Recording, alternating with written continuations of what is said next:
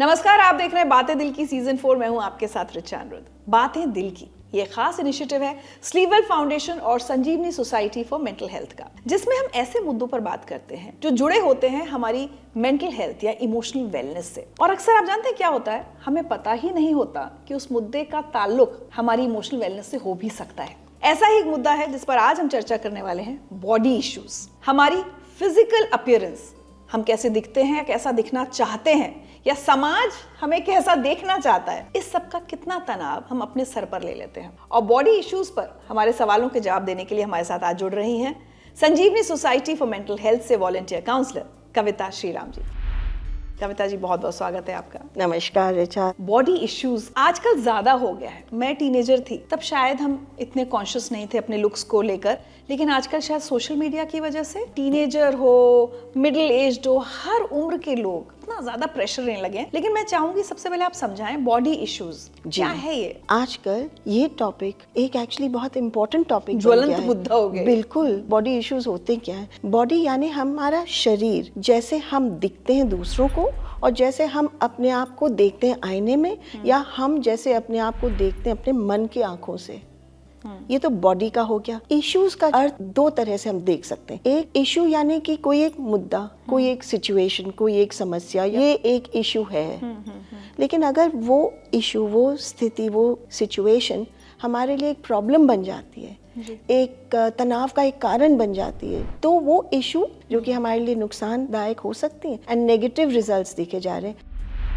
कोई experience share करना चाहेंगे, क्योंकि आप लोग हर दिन इतने क्लाइंट से डील करते हैं जी, जहां आपको लगा हो कि एक फिजिकल अपीयरेंस का मुद्दा, एक बॉडी इशू इतना बड़ा बन गया कि वाकई उस व्यक्ति की मेंटल हेल्थ और इमोशनल वेलनेस अफेक्ट होने लगी। 1 साल पहले मेरी एक क्लाइंट आई थी, 18-19 साल की थी, कॉलेज अभी शुरू किया था और देखने में वेरी अपीलिंग, यानी कि जैसे नॉर्मल यंग लड़कियां होती हैं, नाइसली ड्रेस्ड, चुलबुली सी, लंबे बाल, अच्छे से ड्रेस। जब मैं उससे पहली दफ़ा मिली और मैंने कहा आइए हम बैठ के बातचीत करते हैं, धीरे धीरे जब वो ओपन अप करने लगी तो ये पता चला कि वो बहुत ज़्यादा परेशान है, दुखी है, बल्कि वो तो रोने भी लगी कि मैं इतनी अगली हूँ, मैं इतनी बदसूरत क्यों हूँ, मुझे ये बात कोई समझा दे तो मेरी लाइफ में बदलाव आ जाएगा। 1-2 मिनट के लिए तो मुझे लगा कि ये सवाल कहाँ से आया, क्योंकि जो मैं देख रही थी वो तो beautiful 18-19 year old college going girl, सब कुछ सही लग रहा था, कोई ऐसी चीज़ नहीं थी। कंपैशनेट तौर पे उसे कहा आप बताइए आपको किस चीज़ से तकलीफ हो रही है, तो कहने लगी कि आपको दिख नहीं रहा है, मेरी नाक कितनी लंबी है, इतनी लंबी है कि मैं खुद जब अपने आप को देखती हूँ मुझे ऐसे फीलिंग होता है और मुझे I don't want to look at anybody. तो आई सेड ये किस वजह से ये फीलिंग शुरू हुई? क्योंकि जब आप अपने आप को देखते हैं तो आपको जो दिख रहा है वो आपकी सच्चाई है, लेकिन आई एम श्योर आपको बाकी लोग ये कहते होंगे कि हमें तो कुछ नज़र नहीं आ रहा। तो इस मुद्दे पे रहते हैं कि आपको ये फीलिंग क्यों आ रही है। तो धीरे धीरे जब उससे बातचीत हुई, हर हफ्ते एक बार आने लगी, तो पता चला कि बचपन में उसे काफ़ी बुलिंग हुई थी और घर पे लोग कई बार कहते हैं ये तो गोलू मोलू बच्चा है। अगर बहुत सेंसिटिव बच्चा है या कोई छोटा चाइल्ड है तो कुछ कमेंट्स जो घर में सुनते हैं कुछ लोगों को फ़र्क नहीं करते, लेकिन कुछ लोगों के दिल के अंदर बैठ जाती हैं वो बातें। और जैसे वो बड़े होते हैं, जैसे स्कूल में कोई ओकेजन पे कोई बुलिंग हो गई या कोई ताना किसी से सुन लिया, बच्चे खास करके काफ़ी क्रूअल हो सकते हैं इस मामले में। और अगर इंसान बहुत ज़्यादा सेंसिटिव है तो उसके दिल में वो बात बैठ जाती है और धीरे धीरे वो बात किसी लोगों के साथ, कुछ लोगों के साथ ये बढ़ने लगती है। और ख़ास करके टीनेज ईयर्स में जब हार्मोन्स एक अलग दिशा पे भागते दौड़ते हैं, you know what adolescent period is like, एक चीज़ जो उनको चुभ जाती है वो बड़ी होने लगती है।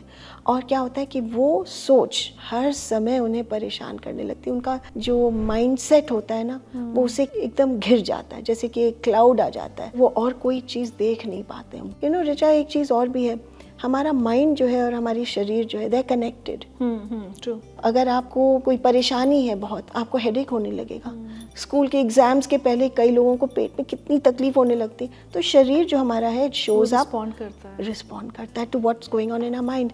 And this young girl had become very self conscious, क्योंकि उसको लगता था कि उसकी अपीयरेंस बहुत ही ज़्यादा बदसूरत है उसके ओपिनियन में। ऐसा लगा मुझे कि जैसे किसी ने उसके आंखों के ऊपर एक दूसरा चश्मा लगा दिया और उस लेंस से वो अपने आप को देख रही है। कई बार क्या होता है, ये एक समस्या इतनी बड़ी होने लगती है कि उस इंसान को कोई चीज़ अच्छी नहीं लगती। और वो इतना ज़्यादा इसमें उलझते चला जाता है कि अगर ये चीज़ अटेंड नहीं करी जाए और कुछ साल तक ये चलती चली जाए तो बिहेवियर में इतने डिफरेंसेस आने लगते हैं। और कई दफ़े तो देखा गया है कि बहुत अगर सेंसिटिव इंसान हो, और ये होता भी है बॉडी इश्यूज़ को लेकर, कि वो थॉट्स तक चली जाती है बात। तो ये तो मैं वहाँ तक पहुँच गई। लेकिन इस क्लाइंट की जिसकी बात कर रही थी, तो मैंने उसे एक एग्जांपल दिया था कि अगर तुम पुराने ज़माने के रिकॉर्ड्स देखोगी और रिकॉर्ड प्ले करोगी और नीडल अटक जाती है तो वहीं पे वो घूमता रहता है। आपने भी देखा होगा, वो बार बार वहीं पे वो। तो मैंने कहा चलो आप और मैं दोनों यहाँ से इमेजिन करेंगे कि हम वो नीडल उठा के यहाँ रख रहे हैं और हम एक नया रिकॉर्ड डालेंगे, नीडल लगाएंगे और रिकॉर्ड का जो गाना अब बजेगा हमारे मन में वो हमारा चॉइस का होगा, हमारी चॉइस का होगा। तो उसमें हम क्या मेंटल थॉट्स को कैसे बदली करेंगे। बहुत सारी थेरेपीज़ होती हैं, जैसे CBT है या OCD के बारे में जब बात करते हैं। OCD का क्या मतलब होता है? Obsessive compulsive disorder. तो हम बॉडी इश्यूज़ को लेके यहाँ तक कैसे पहुँच गए? क्योंकि उस क्लाइंट के साथ बहुत सालों से ये प्रॉब्लम चल रहा था। बढ़ते बढ़ते वो यहाँ तक आ गया था कि वो ऑब्सेसिव थॉट्स बार बार उन थॉट से घिरी हुई थी और बार बार कभी ऐसे, और वो अपने पेरेंट्स के पीछे रिचा पड़ गई थी कि मेरे को कॉस्मेटिक सर्जरी करवानी है, आप मुझे कॉस्मेटिक सर्जन के पास लेके जाइए, प्लास्टिक सर्जरी करवाइए, मेरी नाक ठीक करवाइए। आई एम हैप्पी टू से बहुत महीनों की मेहनत के बाद उसने खुद ये डिसीजन लिया था दैट आई नीड हेल्प। तो आज उसने अपने माइंड के ऊपर थोड़ा क्या बहुत ज़्यादा काम किया उस बच्ची ने। And she is much better able to control her thoughts, so she is able to have a better quality of life. But आप सोचिए पूरी प्रॉब्लम बॉडी इशू से जुड़ी हुई थी उसकी। बिल्कुल, एक चीज़ को लेके कैसे पूरी लाइफ रुक गई है। बॉडी को लेके बॉयज़ गर्ल्स दोनों, किसी को मसल, किसी को फिट बॉडी चाहिए होती है जैसे यंग बॉयज़ में होती है, किसी को ये लगता है कि मेरी आंखें बहुत छोटी हैं, मेरा स्टमक बहुत बड़ा है, मेरी टांगें इतनी मोटी हैं, मेरा गत बहुत छोटा है। लेकिन ये इश्यूज़ जो होते हैं वो इश्यूज़ तब बन जाते हैं जब ये प्रॉब्लम हो जाती है इंसान के साथ और उसको लेके वो वहाँ से निकल नहीं पाते हैं। कारण ये हो सकते हैं कि चाइल्डहुड में या तो निगलेक्ट हुआ हो बहुत ज़्यादा, अब्यूज़ हुआ हो बहुत ज़्यादा, बुलिंग हुई हो, टीजिंग हुई हो, या कुछ आपने सुना हो बार बार घर पे जिससे आपका दिमाग उस बात पे अड़ गया हो। तो इन चीज़ों से होता है। और जैसे आप बड़े होते हैं, आपने देखा होगा टीवी पे कितने एडवर्टाइजमेंट्स आते हैं। एग्जैक्टली और पहले तो मतलब रंग को लेकर हर चीज को लेकर कितना हमारी जो मार्केटिंग का जो पूरा खेल है जो कि अब सोशल मीडिया पर भी चला गया है। और देखिए ये जो मार्केटिंग और एडवर्टाइजिंग की बात जो हो रही है ना, it goes through so many people, but some people उनको ज़्यादा इफेक्ट होता है और वो लेकर कितना अपने ऊपर एक्सपेरिमेंट्स करते हैं। बल्कि आपको याद होगा माइकल जैक्सन का अगर एग्जांपल लें, उन्होंने अपनी लाइफ को कितना ज़्यादा वहाँ तक ले गए। ये तो यही बॉडी इश्यूज़ को लेके एक इलनेस बन गई, लेकिन वो अपनी ज़िंदगी में कामयाब हुए। ऐसा नहीं है कि जिनको ये प्रॉब्लम होती है वो कामयाबी नहीं पाते हैं, लेकिन बहुत मेहनत करके वो कामयाबी उनको मिलती है। नहीं बट वो इतना पैसा खर्च कर सके, वो तो पूरा अपना स्किन कलर चेंज कर ले। लेकिन मुझे सबसे ज़्यादा आपत्ति उन विज्ञापनों पर होती है जो ये दिखाते हैं कि अगर आपका रंग सांवला है या और गहरा है तो कॉन्फिडेंस नहीं है, आप किसी नौकरी में इंटरव्यू देने नहीं जा सकते, और आपने एक क्रीम लगाई, आपका चेहरा चमक गया और फिर आप कॉन्फिडेंटली वॉक कर रहे हैं। बिल्कुल, मेरा कॉन्फिडेंस मेरे स्किन कलर से कैसे रिलेटेड हो सकता है? दिमाग का खेल। और ये हम सोसाइटी में फीड कर रहे हैं। बिल्कुल, और इसी वजह से तो जब हम सोशल मीडिया की बात करते हैं तो सोशल मीडिया तो हमारी चारों तरफ घिरी हुई है, चाहे न्यूज़पेपर्स में हो, चाहे टीवी पे हो, चाहे रील्स पे हो, चाहे इंस्टाग्राम, जहाँ देखिए वहाँ पे हम अपने आँखों से, अपने कानों से ये फीड कर रहे हैं अपने आप को। साल वो साल पे आप इससे लड़ते झगड़ते हैं अपने मन के अंदर, तो नेचुरली आपके शरीर पे तो इसका असर आएगा ही। क्योंकि कुछ लड़कियों को आपने देखा होगा, शायद लड़कों का भी होता है, जो खाना नहीं खाते हैं, बिल्कुल अपना खाना बंद कर देते हैं। एक लड़की थी, उसने अपना डाइट जो था 600 कैलोरीज पर डे पे कर दिया था, क्योंकि उसको लगता था मैं बहुत मोटी हूँ, मुझे दुबला होना है, मुझे कॉलर बोन्स दिखाने, मेरे चीक बोन्स दिखने चाहिए। She is not able to see that she has become so thin। वो फिर भी अपने आप को देख रही कि अभी भी मैं बहुत मोटी हूँ अभी, क्योंकि उसकी आँखों के अंदर जो बदलाव आया अपने आप को देखने का, she can't help that। ये एक प्रेशर मन में बना रहता है कि मुझे ऐसा दिखना है। और उसके बाद इतने तरह के स्किन ट्रीटमेंट्स, ये बोटॉक्स, फिलर्स, ये सब क्या है? बिल्कुल सेम थिंग। लेकिन एक हद तक जब आपको वो बहुत ज़्यादा नुकसान नहीं दे रहा है और आपकी ज़िंदगी आगे चल रही है, तो वन विल से कि ये इशू नहीं बना है, एक सिचुएशन है, आपकी चॉइस है, आप जो भी कर रहे हो, लेकिन वो इशू कब बन जाता है जब आपकी लाइफ बिल्कुल उसके प्रिजनर बन जाती है। आपने हर वक्त कॉन्वर्सेशन बॉडी के अराउंड हो गया है, मुझे लगता है ऑब्सेशन नहीं हुआ ये? ऑब्सेशन हो गया है। और बॉडी को लेकर फिर खाना ये नहीं खाना, वो नहीं खाना, एक नर्वसनेस पैदा हो जाती है, पैल्पिटेशंस इंसान को होने लगते हैं, किसी को एंग्जाइटी डिसऑर्डर होने लगता है, किसी को पैनिक अटैक होने लगता है। मान लीजिए आप किसी से ये कहें जिनको ये बॉडी इश्यूज हो रहे हैं कि बेटा आज शाम को लोग आ रहे हैं मिलने के लिए, एकदम सोशल एंग्जाइटी होने लगेगी कि मुझे इनके सामने नहीं आना है, कोई भी एक्सक्यूज़ बना के वो वहाँ नहीं आना चाहेंगे, क्योंकि वो अपने आप के साथ इतना सेल्फ कॉन्शियस हो जाते हैं कि वो आना ही नहीं चाहते। तो धीरे धीरे इसका क्या नतीजा होता है? सोशल आइसोलेशन होने लगता है। पहले तो विड्रॉल होता है, over a period time isolation हो जाता है, और जब आइसोलेशन होने जाता है ऋचा, तो जाहिर है कि डिप्रेशन शुरू हो सकता है।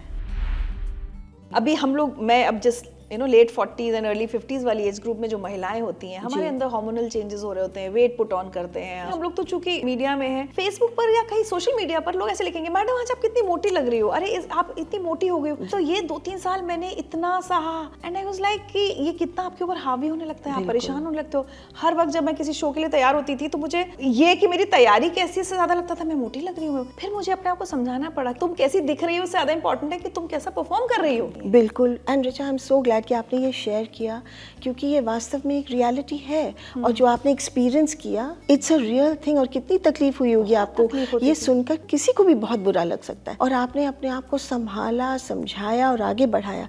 लेकिन जो लोग नहीं कर पाते हैं, उनके लिए ये एक इतनी बड़ी समस्या हो जाती है, ये एक ऑब्सेशन की तरफ उनको ले जाती है। ये बाहर से जो कमेंट्स आए, उससे आपके ऊपर एक्सपीरियंस किया एक negative feeling, this is very natural.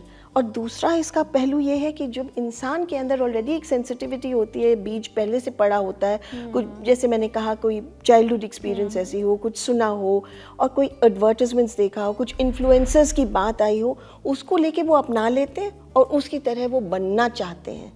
अब इन्फ्लुएंसर्स भी जो सोशल मीडिया पे होते हैं, वो किसी चीज़ को बेच ही रहे होते हैं ना, और आप रेडी हो उसको खरीदने के लिए। तो जो आपका एक्सपीरियंस रहा, वो बहुत लोगों का एक्सपीरियंस शायद रहा हो, लेकिन लोग इतने ब्रेव नहीं हैं जितना रिचा आप हैं। खुल के बोलने लगी हूं। आपके अंदर इतनी ज़्यादा साहस और करेज है, विच आई रियली रिस्पेक्ट, क्योंकि ये बोलना आसान नहीं है। लेकिन जिस वक्त आप इसको अपना सकते हैं, ओन कर सकते हैं, बोल सकते हैं, तो आप ऑलरेडी एक इसको डील करने के लिए रेडी है। और जब आप डील करने के लिए रेडी हो जाते हैं तो नतीजा यूजुअली अच्छा ही होगा। लेकिन जो इंसान एंग्जाइटी के अंदर डूबने लगता है, डिप्रेशन की तरफ चला जाता है, उसके लिए लाइफ बड़ी बड़ी कठिन हो जाती है। वो डिस्टॉर्शन कहलाता है। उनकी व्यू से जो वो अपने आप को देख रहे हैं, एक डिस्टॉर्टेड व्यू है। रियलिटी उनकी वही है, लेकिन वो रियलिटी उनके हिसाब से है। और फिर उससे क्या होता है रिचा, माइंड रीडिंग करने लगते हैं। मान लीजिए मैं हूँ जिसके साथ ये प्रॉब्लम है, मैं सोचूंगी रिचा मेरी तरफ ऐसे देख रही है, शायद मैं बहुत बुरी लग रही हूँ। मतलब ऑलरेडी मैं आपके माइंड को अंदर क्या चल रहा है उसको इमेजिन कर रही हूँ। हो सकता है मैं ऐसा सोच भी ना, बिल्कुल भी नहीं, ये मेरे अंदर ये दिमाग में चल रहा था। तो आप समझ सकते हैं मानसिक तकलीफ में मैं कितनी ज़्यादा डूब रही हूँ। लेकिन मुझे आएगा ही नहीं कि मैं कैसे अपने आप को हेल्प करूं। और इसकी वजह से हमारी रिलेशनशिप्स पे बहुत असर पड़ता है। कई बार पैल्पिटेशंस होने लगते हैं, एंग्जाइटी अटैक्स होने लगते हैं, गैस्ट्रिक प्रॉब्लम्स होते हैं, क्योंकि खाना अगर आप सही से नहीं खा रहे हो तो आपकी रोज़ की जो डाइट है अगर सही नहीं है तो आपको बहुत सारी परेशानियां होंगी। नींद पे असर होता है, ब्रीदिंग में प्रॉब्लम आती है, आपके सोच विचार में आती है। तो हर तरीके से आपकी बॉडी आपको इशारा दे रही है कि ऑल इज नॉट वेल, लेकिन बॉडी से ही तो शुरुआत हुई थी प्रॉब्लम, तो it's a vicious cycle. And फिर this shows up in the behaviour. मैं पढ़ रही थी कहीं पर और मुझे एक एक्रोनिम मिला, माइंड सेट, MINDSET, जिसके अक्षरों से समझने से एक चित्र आपके सामने आएगा, how it shows up in the behaviour. M से अगर सोचा जाए तो it is like mirror images.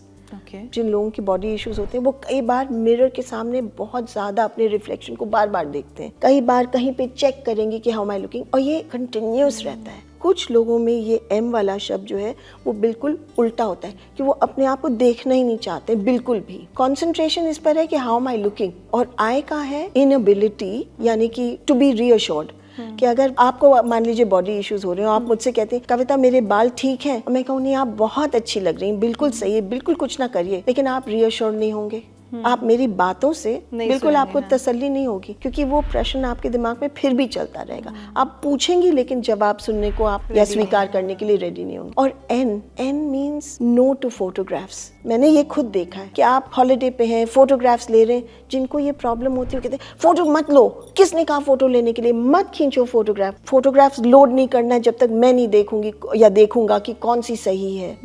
और अगर लोड भी हो तो वो फिल्टर्स ऐड करेंगे, क्योंकि वो प्रोजेक्ट करना चाहते हैं कि एक्चुअली मैं ऐसे दिखती हूँ या दिखता हूँ, और how the society views me should be how I want to see myself. अगर कोई माहौल अच्छा हो रहा हो, सेलिब्रेशन हो रही हो, घर पे पार्टी हो रही हो, आप फोटोग्राफ्स ले रहे हैं, लेकिन उस व्यक्ति के लिए ये एंजाइटी का पीरियड रहता है। डी माइंड सेट, डी का ये है डिसगाइजिंग वनसेल्फ की, यानी मैं इस तरह से आपको अपने आप को दिखाना ही नहीं चाहूँगी। या तो वो बहुत बड़े काले चश्मे लगाएंगे, कई बार टोपियाँ लगा लेंगे, ओवरसाइज क्लोथ्स पहन लेंगे। ये हम बॉलीवुड में बहुत देखते हैं, एंटरटेनमेंट इंडस्ट्री में ये होता है। अपने आप के शरीर को स्वीकार नहीं कर पाते हैं। एस का है सोशल विड्रॉल, जिसके बारे में बात हो ही गई है। पहले सोशल विड्रॉल होता है कि हम आना नहीं चाह रहे हैं सबके सामने, धीरे धीरे वो सोशल आइसोलेशन बन जाता है कि आप अपने आप को इतना अकेले पा लेते हैं कि डिप्रेशन की तरफ खींचते चले जाते हैं। और ई का ये है कि एक्सेसिव ग्रूमिंग, किसी को अपने आईब्रोज का हो तो वो आईब्रोज को बार बार छेड़ते रहेंगे, नाखून को छेड़ते रहेंगे, स्किन को पुल करते रहेंगे। किसी को बालों का होता है, किसी को स्किन का होता है, मतलब एक ऑब्सेशन हो जाता है किसी एक बॉडी पार्ट का लेकर। हमारे बॉलीवुड की भी कुछ एक्ट्रेसेस हैं जिनको ये प्रॉब्लम हो गई थी, और वो इतना ज़्यादा अपने ऊपर काम करने लगी, कॉस्मेटिक सर्जरी से, स्किन कलरिंग के ऊपर और तरह तरह की चीज़ों से, कि वो एक इतनी ज़्यादा इशू बन गई कि उनकी लाइफ एक लेवल पे आके रुक गई। तो मेंटल हेल्थ अफेक्ट होने लगी। बिल्कुल बिल्कुल। तो द लास्ट अक्षर इन माइंडसेट इज टी। टी यानी हमारी ट्रेट्स, हमारी कैरेक्टरिस्टिक्स या क्वालिटीज। तो इसमें जैसे प्रोक्रेस्टिनेशन होता है, मैं कोई चीज़ करना चाह रही हूँ लेकिन अंदर से पुल बैक हो रहा है और मैं उसको डिले करती हूँ। लेकिन डिले करने का मतलब इन प्रोक्रेस्टिनेशन ये होता है कि हम उसको और डिले कर दें और डिले कर दें और डिले कर दें, और फिर वो काम होता ही नहीं है।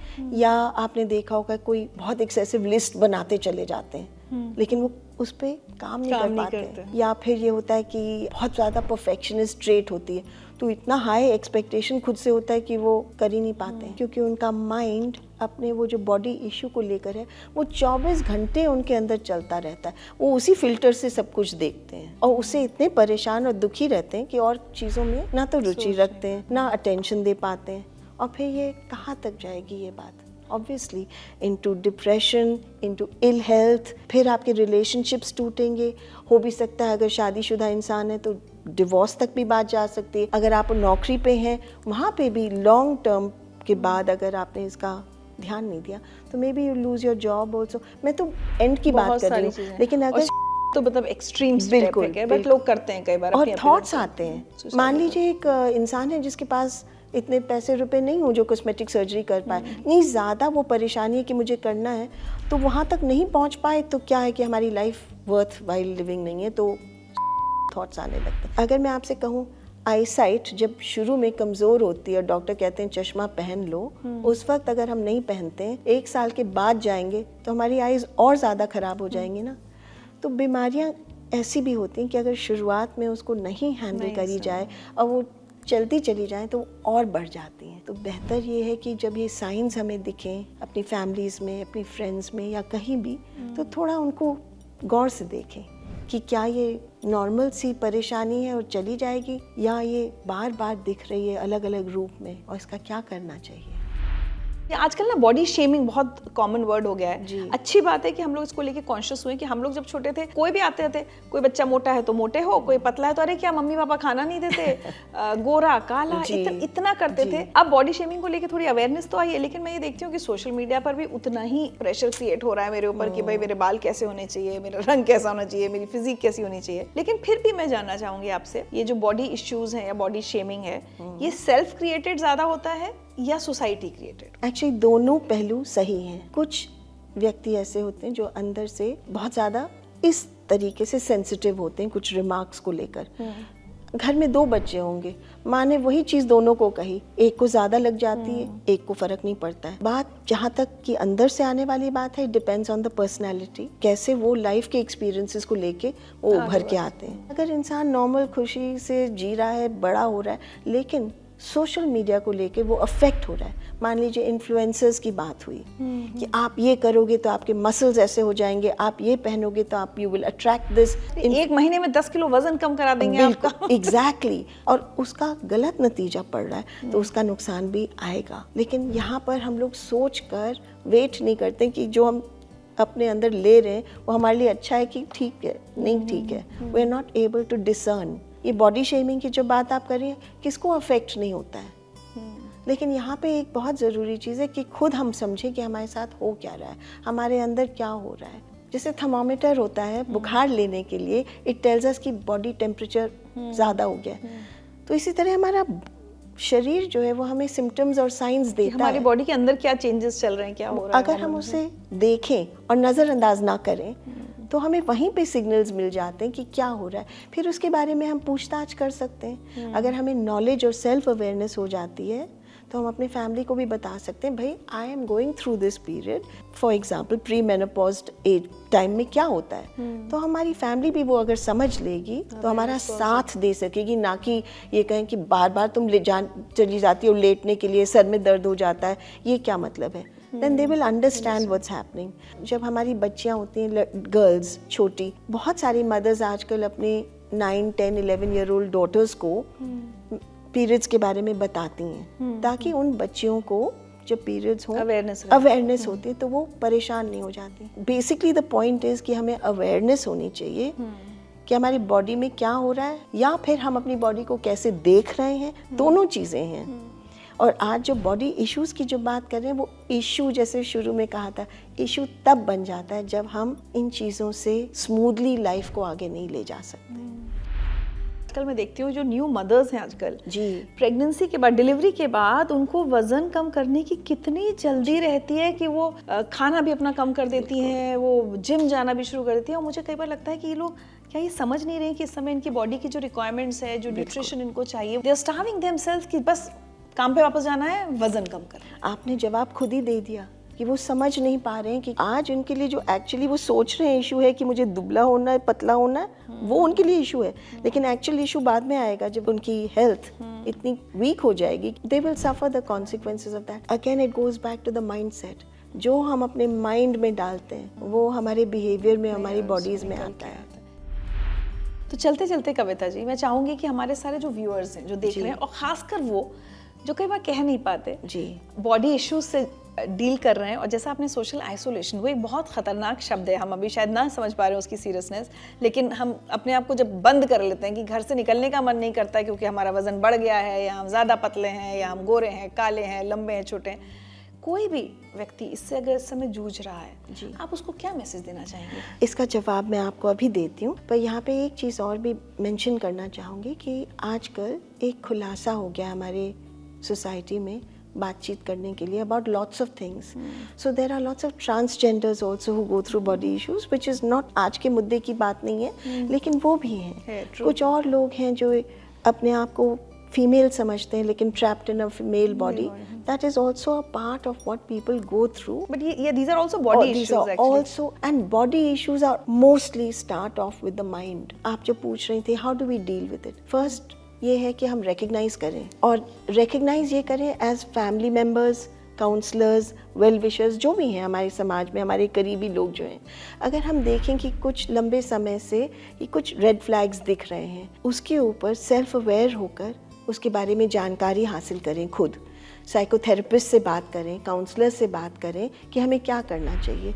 और आम तौर पे देखा गया है कि बॉडी इश्यूज जब बहुत हद तक बढ़ जाते हैं उसके लिए कोई खास दवाई नहीं होती है, लेकिन यहाँ पे साइकोथेरेपी से बहुत फ़ायदा हो सकता है। सेल्फ इस्टीम बिल्डिंग के सेशंस हो सकते हैं, कॉन्फिडेंस बिल्डिंग के होते हैं, और एक थेरेपी और है CBT, कॉग्निटिव बिहेवियर थेरेपी, से भी बहुत लाभ हो सकता है। तो सबसे पहले ये है कि हम पहचानें कि ये स्थिति आगे बढ़ते बढ़ते बहुत नुकसानदायक हो सकती, तो अभी उसकी पहचान करके उसके लिए हम हेल्प लें और आगे बढ़ें। यहाँ पर बहुत स्ट्रांगली दो चीज़ें लगती हैं, और खासकर मैं आज ये कहूँगी कि एक ऐसी महिला जो खुद बॉडी शेमिंग का शिकार हुई, मैं, और उससे बाहर निकली किसी तरह अपने आप को समझा कर उसको, तो मुझे दो चीज़ें लगती हैं कि एक तो हम दूसरों की बॉडी शेमिंग जब हम करते हैं, हमें कई बार समझ नहीं आता कि अगर हमारे सामने एक व्यक्ति बैठा है जो ओवरवेट लग रहा है, हो सकती है उसके कोई हेल्थ इश्यूज़ हों, वो किसी अपनी परेशानी से खुद ही जूझ रहा हो, हम उसका मजाक उड़ाएं या उस पर टिप्पणी करें, वो कितनी गलत बात है। सेम अगर कोई बहुत दुबला है, हाइट हमारी जेनेटिक होती है, उसमें हम कुछ नहीं कर सकते, रंग हमारा जेनेटिक होता है, तो हम क्यों दूसरों का मजाक उड़ाते हैं। दूसरा, मैंने जब मेरी बॉडी शेमिंग हुई तो मैंने खुद को जो समझाया वो मैं आज आप सबके साथ शेयर करना चाहती हूँ।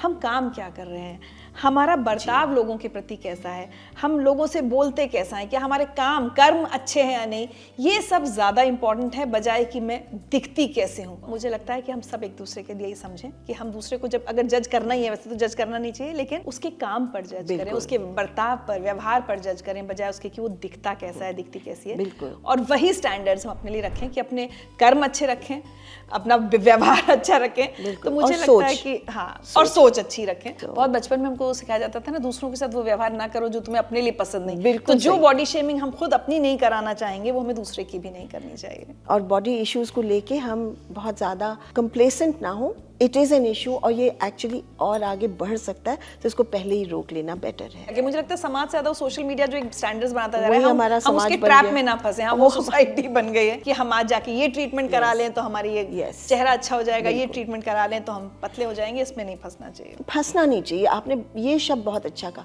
क्योंकि हम करते हैं एक हद तक, वो भी ठीक है, लेकिन फंसना क्योंकि फंसना है तो फिर उस ट्रैप से हम कभी निकल नहीं पाएंगे।